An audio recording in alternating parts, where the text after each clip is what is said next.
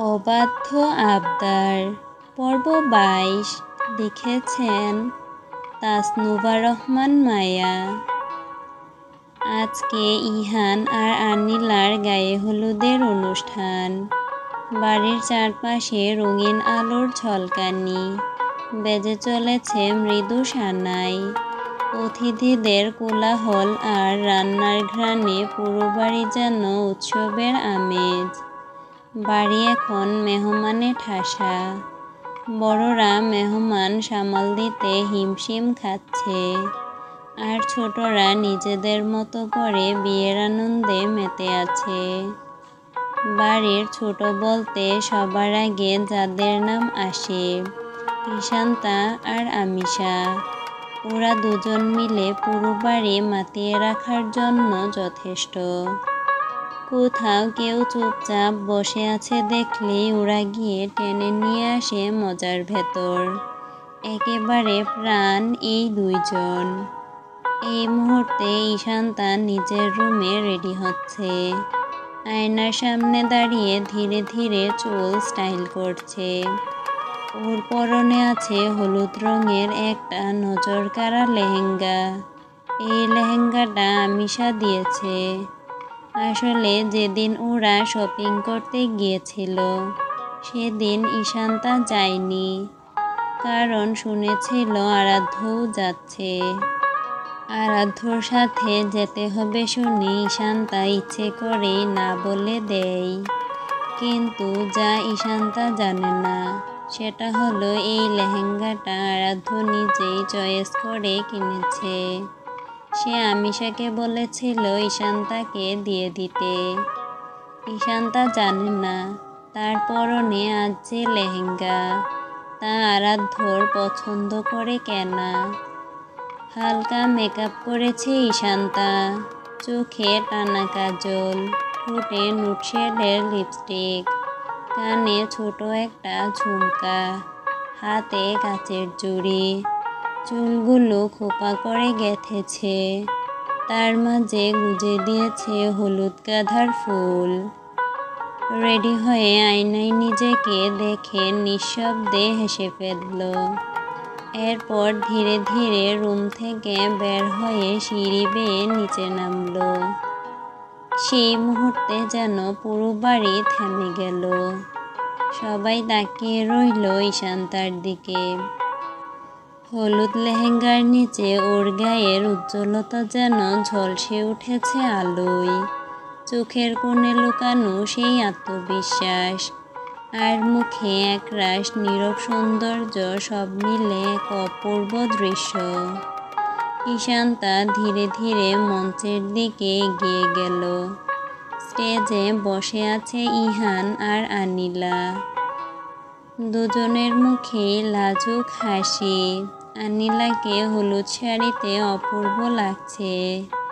ঈশান্তা মঞ্চে উঠেই এগিয়ে যায় আনিলার দিকে।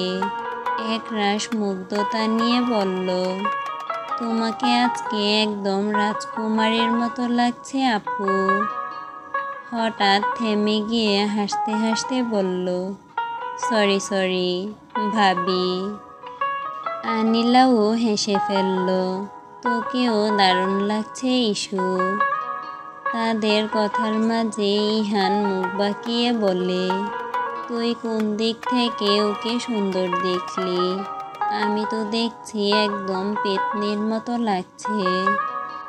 ঈশান্তা চোখ কুঁচকে রেগে গিয়ে বলল, তুই তো চুপই থাক ভাইয়া, তোকে দিয়ে কিছুই হবে না। তোর কাছে আমি কোনো দিনই সুন্দর লাগি না, সব সময় কেবল খোঁটা দিস। ইহান হেসে বলল, আরে দেখি তো, এত রেগে যাচ্ছিস কেন আমার আদরের ছোট বন্ধু? একটু না ঠাট্টা করলে চলে?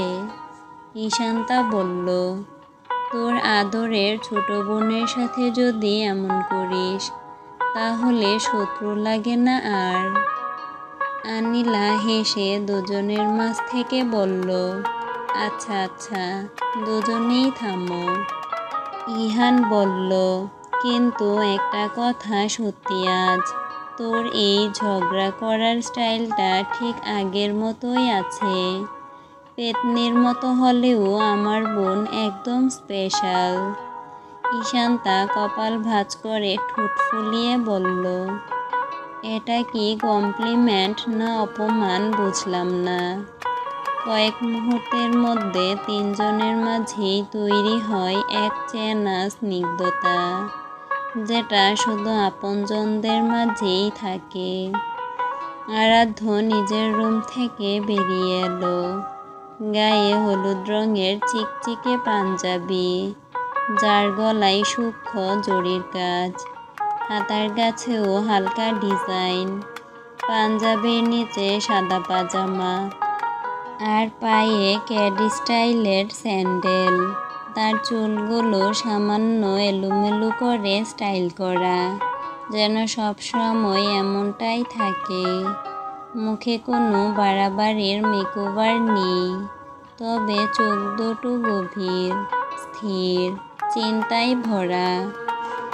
সে ধীরে ধীরে হাঁটছে অনুষ্ঠানস্থলের দিকে, মাথা একটু নিচু, তবু চেহারায় অদ্ভুত এক আকর্ষণ, যেন নিজের ইচ্ছাতেই চারপাশের আলো ওর গায়ে এসে পড়ে। দূর থেকে তাকিয়েছিল ঈশান্তা। এক মুহূর্তের জন্য থেমে যায় তার দৃষ্টি। চুপচাপ দাঁড়িয়ে ও দেখে আরাধ্যকে। অনেক কথার ভিড় জমে চোখে, কিন্তু ঠোঁটে কোনো শব্দ নেই। আরাধ্য মঞ্চের দিকে এগোতেই ঈশান্তা দ্রুত সরে যায় সেখান থেকে, যেন কোনো উপস্থিতি তার শান্তিকে নাড়িয়ে দিচ্ছে। আরাধ্য সেটা ঠিকই লক্ষ্য করে। আরাধ্য মৃদু একটা শ্বাস ফেলে। আরাধ্য এরপর এগিয়ে গিয়ে আনিলা আর ইহানের পাশে গিয়ে দাঁড়ায়। মুখে এক টুকরো হাসি, কিন্তু চোখে জমে থাকা অভিমানটা ঠিকই লুকানো থাকে। মঞ্চ থেকে একটু দূরে ঈশান্তা এক কোণে দাঁড়িয়ে আছে। তখনই সেখানে আসে সানায়া আর আমিশা। সানায়া হালকা রাগ ভরা ভঙ্গিতে বলে, তুই কই থাকিস বলতো? তোকে কখনো খুঁজে পাই না আমি। এত গায়েব গায়েব কেন রে ঈশান্তা? আমিশা হেসে বলে, আমি তো বাসায় থেকেই এই মেয়েকে খুঁজে পাই না। তুই বাইরে থেকে এসে কি করে পাবি? ভাব তো একবার। ঈশান্তা হালকা হেসে কাঁধ ঝাঁকিয়ে বলে, এই দিকে ছিলাম, এত মানুষের ভিড়ে ভালো লাগছিল না। সানায়া চোখ ছোট করে বলে, এসব বাহানা আর রাখিস না। তিনজন মিলে হেসে কথা বলতে বলতে অনুষ্ঠানের ভেতরের দিকে চলে যায়। গার্ডেনের এক কোণে দাঁড়িয়ে আছে আরাধ্য, আদিল আর রায়ান। আশেপাশে সবাই আনন্দে মেতে আছে। আলো ঝলমলে পরিবেশ, তবে আরাধ্যর মন যেন অন্যখানে। তার চোখ আটকে আছে এক জায়গাতেই, ঈশান্তার উপর। আরাধ্যের চোখে একরাশ অভিমান আর বেদনা। বউ তার বড্ড অভিমানী। কথা তো দূরে থাক, তাকিয়েও দেখছে না। এভাবে ইগনোর কি কেউ করে? এতটা সহ্য করা কি যায়? রায়ান আর আদিল লক্ষ্য করে আরাধ্যর সেই এক দৃষ্টিতে তাকিয়ে থাকা।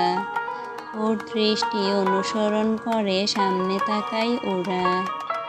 ঈশান্তা হেসে হেসে কথা বলছে আমিশা আর সানায়ার সাথে। এক রাশ প্রাণ খোলা হাসি ওর মুখে, কিন্তু সেই হাসিতে আজও নেই আরাধ্যর কোনো জায়গা। রায়ান হালকা খোঁচা দিয়ে বলে, রাগ ভাঙে নাই এখনো ওর?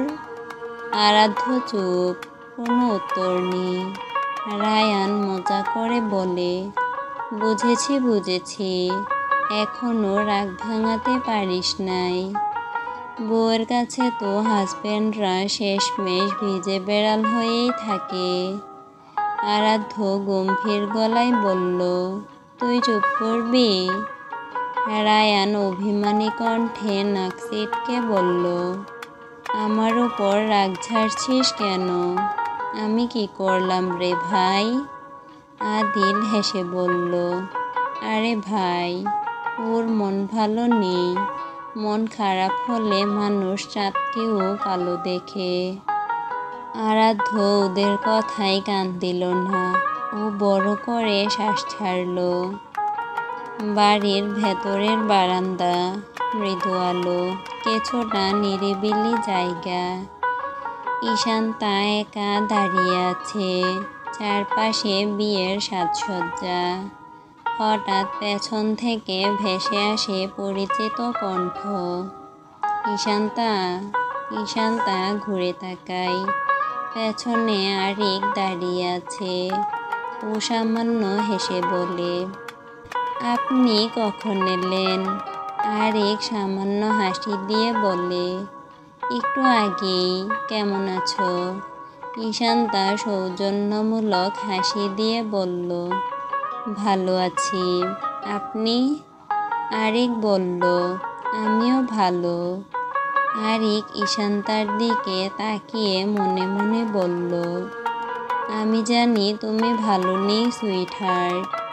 আরাধ্যর সাথে তুমি কখনোই ভালো থাকতে পারবে না। তোমার ভালো থাকার ব্যবস্থা আমি করব সুইটহার্ট। আর বেশি দিন নয়, একটু ওয়েট করো। আরিককে এভাবে তাকিয়ে থাকতে দেখে ঈশান্তা বলল, কি ভাবছেন ভাইয়া?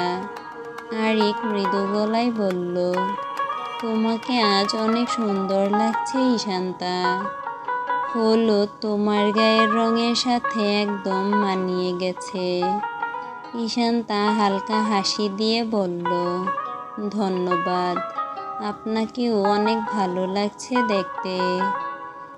একটু থেমে ঈশান্তা বলল, আমি একটু আসছি ভাইয়া। আরিক মুচকি হেসে উপর নিচ মাথা নাড়ল। ঈশান্তা চলে গেল সেখান থেকে।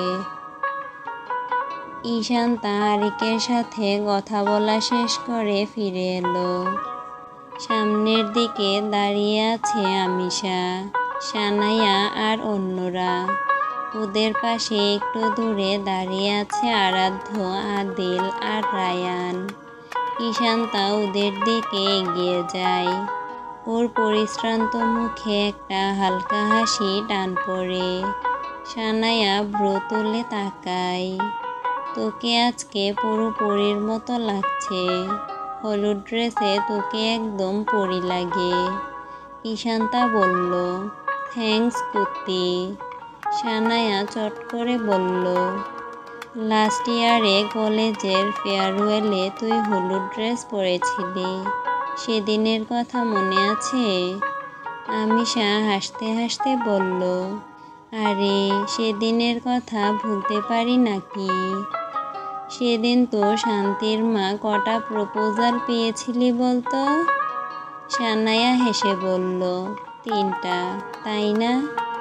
আমিশা ঠোঁট চেপে বলল, সানায়া চোখ টিপে বলল, আজ কয়টা প্রপোজাল পাওয়ার ইচ্ছা আছে শুনি? ঈশান্তা একটু বাঁকা হেসে বলল, 10টা। এই কথা বলার সাথে সাথে ঈশান্তা এক ঝলকে আর চোখে তাকায় আরাধ্যর দিকে। আরাধ্য তাকিয়েছিল ওর দিকেই। চোখাচোখি হয় দুজনের। কয়েক সেকেন্ডের নিঃশব্দ সংঘর্ষ। তারপর ঈশান্তা চোখ সরিয়ে নেয়, ঠোঁট কেটে হালকা হাসে। ঈশান্তা আস্তে করে বলল, চল আপুর কাছে যাই। ও কথা বললেই আমিশা আর সানায়ার হাত ধরে ঘুরে দাঁড়ায়। আরাধ্য তাকিয়ে থাকে ওর চলে যাওয়ার পথের দিকে। চোখে যেন কিছু একটা আটকে থাকে। ঈশান্তারা চলে যাওয়ার পর আদিল আরাধ্যের দিকে তাকিয়ে হালকা হেসে বলল, ঈশান্তা কিন্তু মোটেও এত সহজে মানার মেয়ে না। ভাই, এত সহজে ওর রাগ ভাঙাতে পারবি না।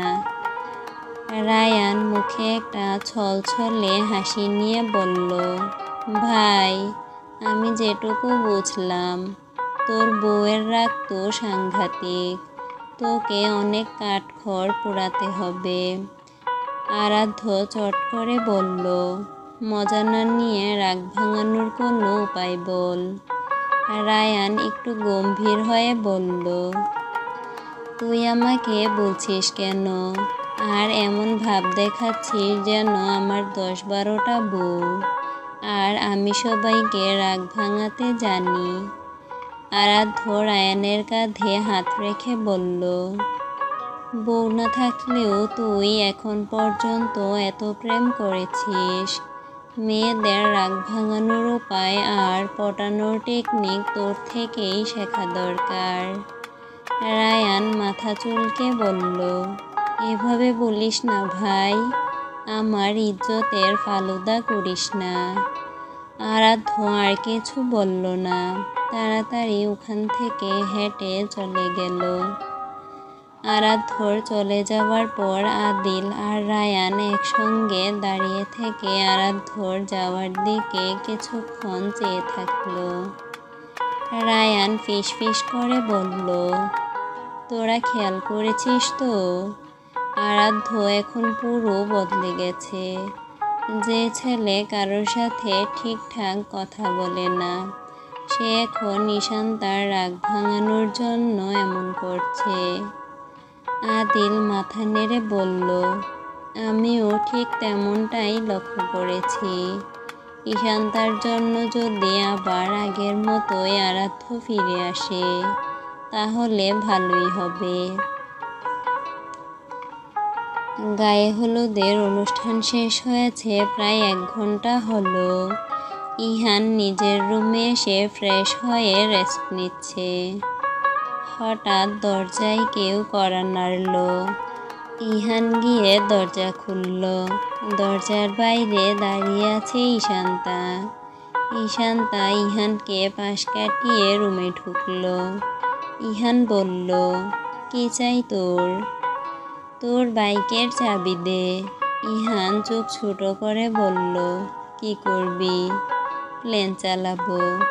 ইহান ভ্রু কুঁচকে বলল, মানে? বাইকের চাবি দিয়ে বাইকই চালাবো, তাই না? আর কিছু করা যাবে? এত রাতে বাইক চালাবি? রাইডের ইচ্ছে হচ্ছে। তুই চাবি দে। ইহান জানে ঈশান্তাকে এখন না বললে শুনবে না, তাই ইহান ওকে চাবি দিয়ে দিল। ঈশান্তা চাবি নিয়ে বের হলো রুম থেকে। আরাধ্য হাতে 1 কাপ কফি নিয়ে ব্যালকনিতে এসে দাঁড়িয়েছে।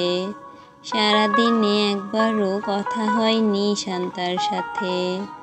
মুডের 12টা বেজে আছে। আরাধ্য সবেমাত্র চুমুক দিয়েছিল কফিতে, কিন্তু ওর চোখ আটকে গেল বাইরের দৃশ্য দেখে। বাড়ির সদর দরজা দিয়ে ফুল স্পিডে বেরিয়ে গেল একটা বাইক।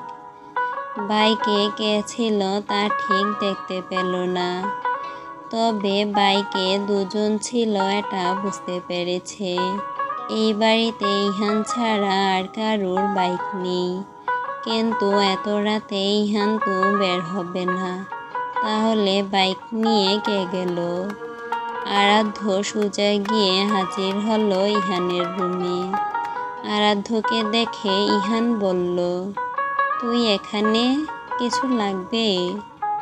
তোর বাইক কে নিয়ে গেল? কাউকে বাইরে যেতে দেখলাম। ও, ঈশান্তা নিয়ে গেছে। ইহানের কথা শুনে আরাধ্যর মাথায় যেন বাজ পড়ল। চরম অবাক হলো আরাধ্য। আরাধ্য অবাক হয়ে বলল, হোয়াট? ঈশা তোর বাইক নিয়ে গেল, আর তুই যেতে দিলি? ও চালাতে পারে বাইক? ইহান শান্ত কণ্ঠে বলল, পারে মোটামুটি। মোটামুটি মানে? ও ঠিকমতো বাইক চালাতে পারে না, আর তুই ওকে বাইক নিয়ে বের হতে দিলি কিভাবে? তোর কোনো কমন সেন্স নেই? বিজি রোডে বাইক চালাবে ও? আরাধ্যকে এমন ব্যস্ত হতে দেখে ইহান বলল, রিল্যাক্স আরাধ্য, কিছু হবে না। আরাধ্য ইহানের কোনো কথা শুনল না, উল্টো বলল, দ্রুত বের হ, কাম ফাস্ট। ইহানকে কিছু বলতে না দিয়েই আরাধ্য বেরিয়ে গেল রুম থেকে। ইহানও বের হলো আরাধ্যর সাথে। ওরা দুজনে সিঁড়ি বেয়ে নামতেই দেখা হলো আদিলের সাথে। ওদের দুজনকে এভাবে ব্যস্ত ভঙ্গিতে কোথাও যেতে দেখে আদিল বলল, কই যাস তোরা? আরাধ্য কোনো উত্তর দিল না। ইহান বলল, কোনো কথা বলিস না ভাই, চুপচাপ চল। আদিল বুঝল সিরিয়াস কিছু হয়েছে, তাই ও আর কথা বাড়ালো না। আরাধ্য আর ইহানের সাথে বের হলো বাড়ি থেকে। রাত প্রায় 10টা বাজে, কিন্তু শহুরে রাস্তায় বোঝার উপায় নেই সময়। রাস্তায় হাজারো গাড়ি ছুটে চলছে, সকলেই নিজেদের কাজে বেরিয়েছে। এত এত গাড়ির মাঝে একটা বাইক ছুটে চলছে আপন গতিতে। বাইকে বসা দুটি মেয়ে উপভোগ করছে তাদের এই যাত্রা। তাদের কাছে সময়টা আজ অন্যরকম। ঈশান্তা নিজের আপন মনে বাইক চালাচ্ছে। পেছনে বসে আছে আমিষা। আমিষাকে ধরে বেঁধে নিয়ে এসেছে ও, কিন্তু এখন বেশ এনজয় করছে বাইক রাইড। ঈশান্তা বাইক চালাতে চালাতে আমিষাকে বলল, কিরে পাখির বাসা, কেমন লাগছে? অনেক এনজয় করছি, বলেছিলাম না মজা হবে? ঈশান্তা বাইকের স্পিড আরও বাড়িয়ে দিল। ওরা এখন জ্যাম কাটিয়ে কিছুটা ফাঁকা রাস্তায় এসে পড়েছে, তাই ঈশান্তা স্পিড বাড়িয়ে দিয়েছে। হঠাৎ ওর বাইকের সামনে এসে থামলো একটা গাড়ি। ঈশান্তা দ্রুত ব্রেক কষল। এভাবে হঠাৎ বাইকের সামনে গাড়ি থামানোতে বিরক্ত হলো বেশ। বিরক্তিতে গালাগাল দিল গাড়ির মালিককে। কোন আবাল গাড়ি দাঁড় করালো এখানে? ঈশান্তার কথা আমিষার কানে পৌঁছালেও সেই গাড়ির মালিকের কানে তো পৌঁছালো না। ঈশান্তা আরও বিরক্ত হলো গাড়ি থেকে কাউকে নামতে না দেখে। ও আমিষাকে বলল, নামতো একটু। আমিষা বাইক থেকে নামলো। ঈশান্তাও বাইক থেকে নেমে এগিয়ে গেল সেই গাড়ির দিকে। উদ্দেশ্য গাড়ির মালিককে 2-4টা গালাগাল দিয়ে মজা বুঝাবে। কিন্তু ওর সেই আশায় পানি ঢেলে দিয়ে গাড়ি থেকে নামলো আরাধ্য। আরাধ্যকে দেখে আমিষা ভয়ে শুকনো ঢোক গিলল, কিন্তু ঈশান্তা মোটেও ভয় পেল না, আগের মতো দাঁড়িয়ে রইল। আরাধ্যর পেছন পেছন ইহান আর আদিলও গাড়ি থেকে নামলো। আরাধ্য ঈশান্তার দিকে এগিয়ে এলো। উপর থেকে নিচ পর্যন্ত পরখ করলো ঈশান্তাকে।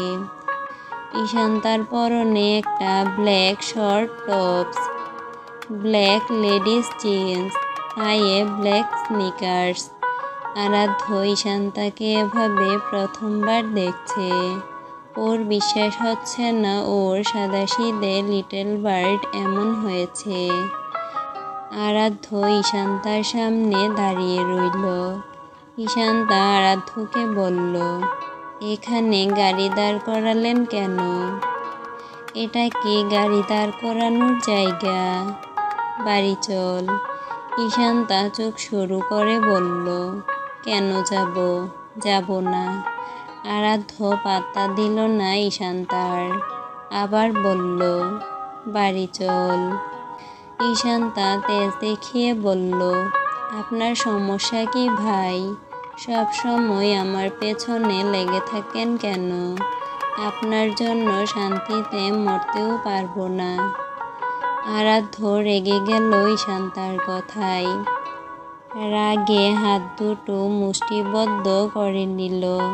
ঈশান্তার পাশে গুটিসুটি মেরে দাঁড়িয়ে আছে আমিশা। আদিল আমিশার হাত ধরে টেনে নিল নিজের কাছে। আদিল আমিশাকে নিজের পাশে দাঁড় করালো। আমিশা বিরক্তিতে চোখ মুখ কুঁচকে বলল, কি হলো? এভাবে টেনে আনলেন কেন? আর 1 মিনিট ওখানে থাকলে আরাধ্যর হাতের চড় সোজা তোর গালে পড়ত। তুই ওদের মধ্যে কাবাব মে হাড্ডি হচ্ছিস কেন? আমিশা কিছু বলল না, চুপচাপ দাঁড়িয়ে ভাই আর ভাবির কাণ্ড দেখছে। আরাধ্য কড়া গলায় ঈশান্তাকে বলল, বাড়ি যেতে বলেছি তোকে। আমি যাব না বলেছি। আরাধ্য দাঁতে দাঁত চেপে বলল, আমার মাথা গরম করিস না ঈশা। আপনার মাথা এমনিতেই গরম থাকে, আর একটু গরম হলে তেমন কোনো ক্ষতি হবে না। তেরামি বন্ধ কর ঈশা। ঈশান্তা জোর গলায় বলল, করব না। আরাধ্য এবার নিজের উপর থেকে নিয়ন্ত্রণ হারালো। পরিস্থিতি বুঝতে পেরে ইহান এগিয়ে এসে থামালো দুজনকে।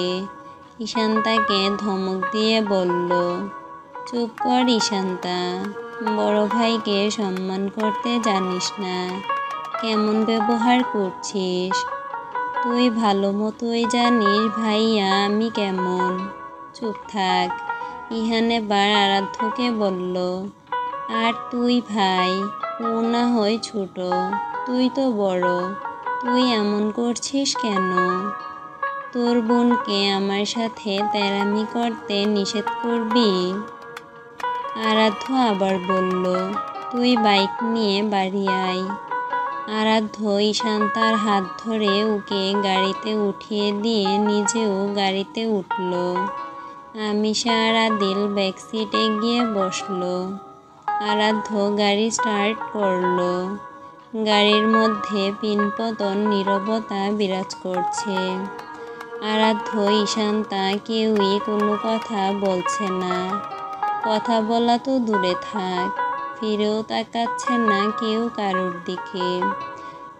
পেছনে বসে আদিল আমিশা মুখ টিপে হাসছে। আদিল ফিস ফিস করে বলল, ভাইরে ভাই, এই জামাই বউয়ের চক্করে আমরা শেষ।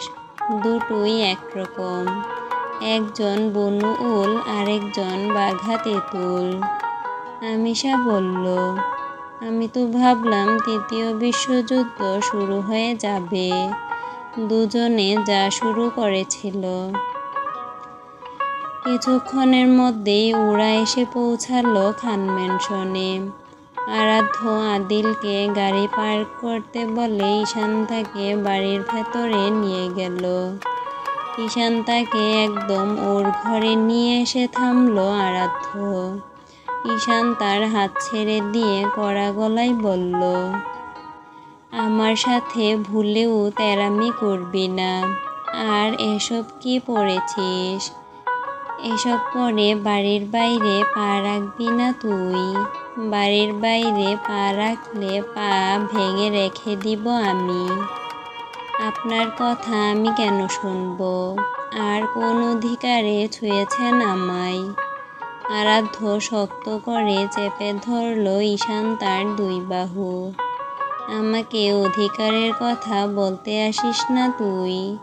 শুধু তোকে ছোঁয়ার কেন, আরও অনেক কিছু করার অধিকার আছে আমার। কিন্তু তুই সামলাতে পারবি? তুই নিজেই বিপদ ডাকিস না। আরাধ্য ঈশান্তাকে ছেড়ে দিয়ে বেরিয়ে গেল রুম থেকে। ঈশান্তার আগে ফুঁসতে ফুঁসতে বলল, আপনাকে আমি এত সহজে ছাড়ছি না মিস্টার শেহরান খান আরাধ্য।